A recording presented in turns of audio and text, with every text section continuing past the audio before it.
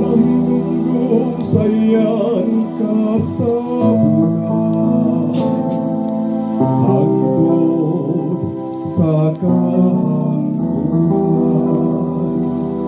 Ang iyon nahulog sa iyang kasabutan, hangtod sa kahangturan. Pabutang Ginoo diha sa iyang puso, pangita siya aron magalagad kaniya kanunay. Hinungdungi ang kahigulungan, mga buhat ngayon nahimo. Ang iyang mga katingalahan ug ang mga hukom nga iyang gibuhat. Ang Ginoo nahulog sa iyang kasabutan, hangtod sa kahangturan.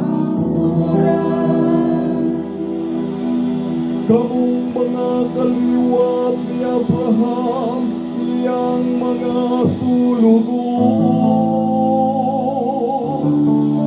mga anak ni Jacob, iyang mga pinili. Siyang Ginoo mao ang ating Diyos.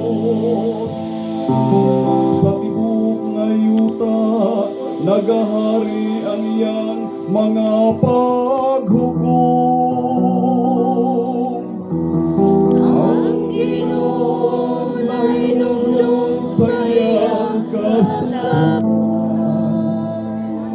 hangtod sa kahangturan. Nahinumdum siya sa kahangturan, sa iyang kasabutan. Nang iyang ipalungtad sulod sa usa ka libo ka mga kaliwatan. Ngayang gihimo tali kang Abraham.